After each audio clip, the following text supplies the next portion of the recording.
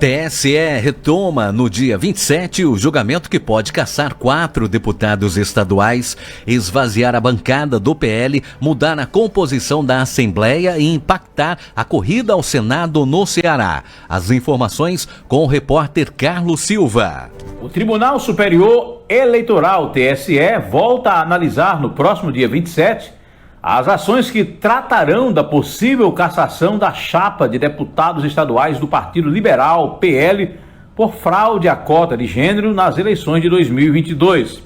O caso havia ficado praticamente um ano sem movimentação, mas retornou à pauta após a publicação da intimação no Diário da Justiça nessa última segunda-feira. O Tribunal Regional Eleitoral do Ceará já havia decidido pela cassação dos mandatos após investigações do Ministério Público Eleitoral apontarem indícios de candidaturas femininas fictícias na chapa proporcional do PL.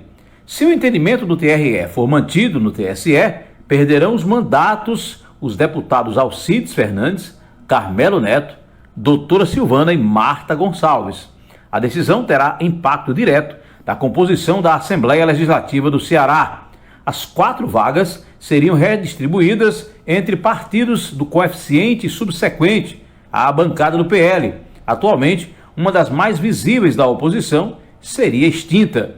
Além dessa mudança, o julgamento preocupa aliados do deputado Alcides Fernandes, que já se apresenta como pré-candidato ao Senado em 2026. Caso a cassação seja confirmada, Alcides poderá enfrentar perda de direitos políticos, o que o deixaria inelegível para a disputa do próximo pleito. Com redação do Ceará agora, Carlos Silva.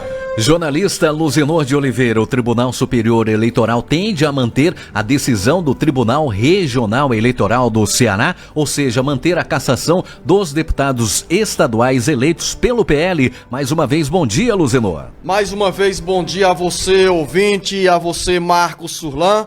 Não dá para cravar qual será a decisão do Tribunal Superior Eleitoral em relação a essa decisão do TRE do Ceará, que cassou os 4 deputados estaduais do PL. O caso é considerado inédito do ponto de vista do conjunto de uma bancada, afinal, são 4 parlamentares estaduais.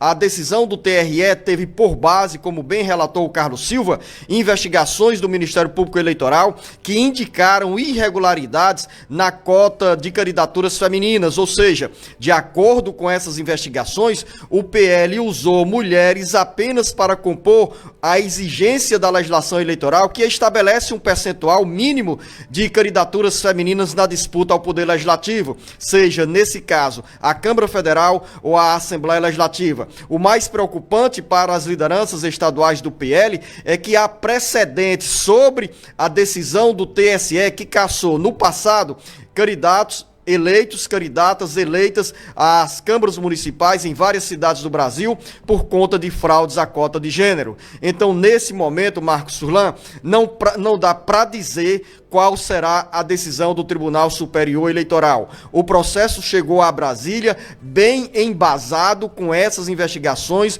do Ministério Público Eleitoral. A decisão do TRE do Ceará foi contundente ao cassar, ao não deixar margem aqui no Ceará para contestação e reversão dessa decisão de cassação dos deputados do PL do Ceará. Agora, jornalista Luzenor de Oliveira, se cassados, esses deputados também podem ficar inelegíveis? Marcos, são 2 caminhos. O Tribunal Superior Eleitoral pode se limitar a manter a cassação dos deputados estaduais, neste caso, Pastor Alcides, Carmelo Neto, doutora Silvana e Marta Gonçalves. Marta Gonçalves, que entre os 4 eleitos pelo PL em 2022, migrou para o PSB.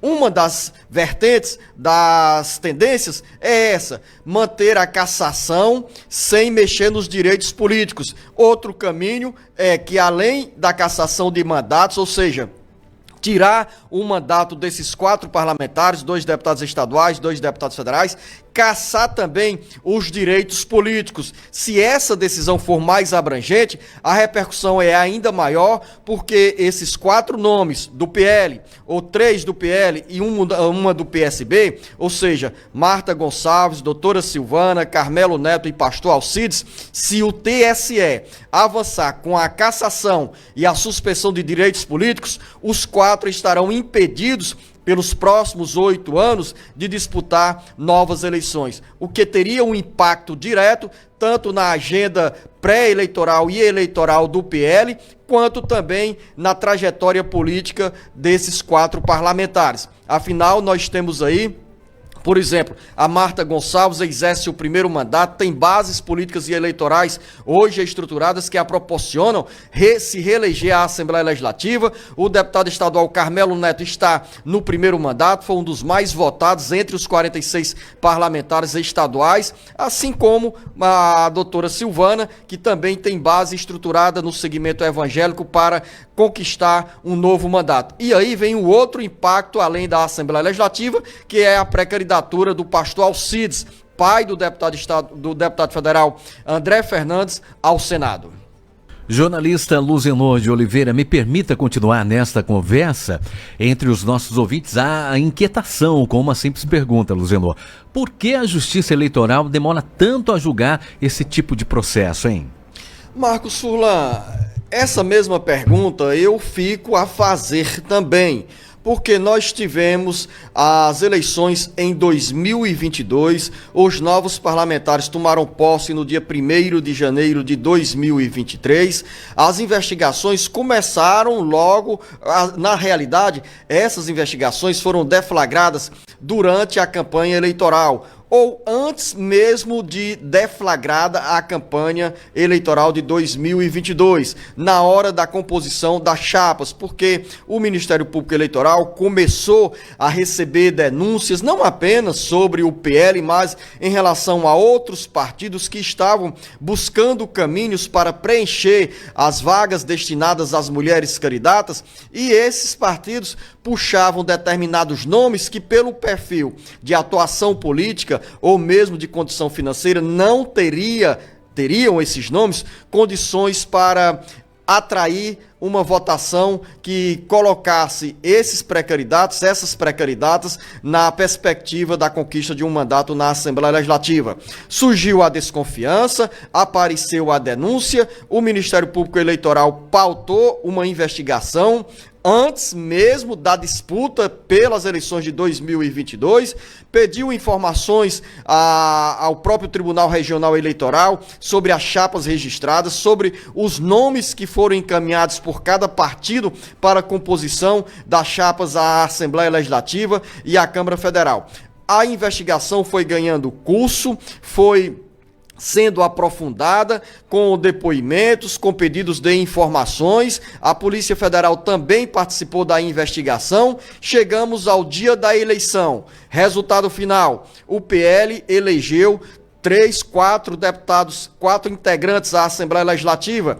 Entre esses 4 integrantes, os mais votados na nova composição do Parlamento Estadual: 2 mulheres e 2 homens. E esses 4 nomes conquistaram o mandato, mesmo sem a necessidade de contagem, de soma desses votos atribuídos às chamadas mulheres candidatas laranjas. E quando se configura uma candidatura laranja? É quando você aceita o pedido de um partido para incluir o seu nome para a disputa de um mandato legislativo, e você entra mesmo sabendo que não tem qualquer perspectiva eleitoral. O faz apenas para dar uma satisfação ao dirigente partidário, ou mesmo a outros deputados estaduais, ou outros candidatos que precisam ou que acham que é necessária a ampliação da votação com outros candidatos, porque a definição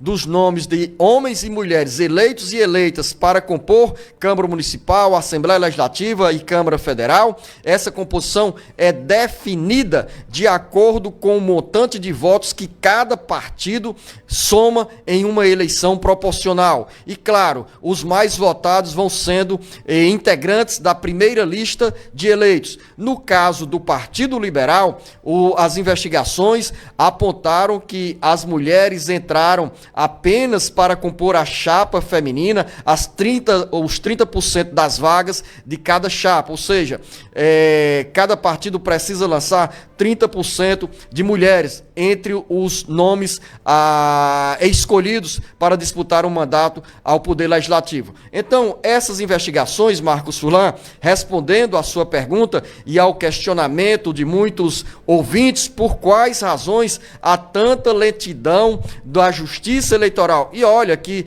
tanto a Justiça Eleitoral quanto a Justiça Trabalhista são mais ágeis no julgamento de determinadas ações, mesmo porque, no caso da Justiça Eleitoral, os processos andam dentro de determinadas datas e precisam ser julgados. Passou o período eleitoral, aí é que está.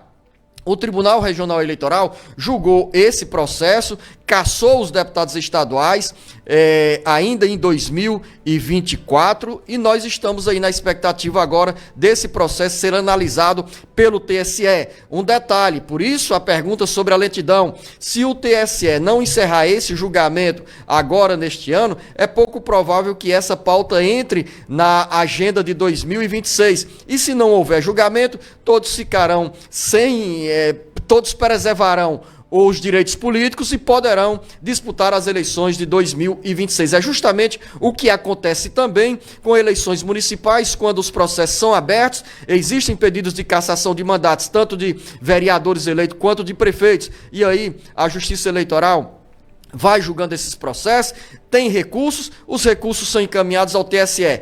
Voltando a essa questão da bancada do PL, os próprios deputados estaduais que foram cassados pelo TRE e serão julgados pelo TSE, se o TSE reafirmar a cassação, todos poderão recorrer junto ao próprio Tribunal Superior Eleitoral para reanalisar, para reanálise desse processo de cassação. Então, há também o trâmite, a exigência de cumprimento de prazos para o julgamento desses processos, daí, em parte, essa lentidão.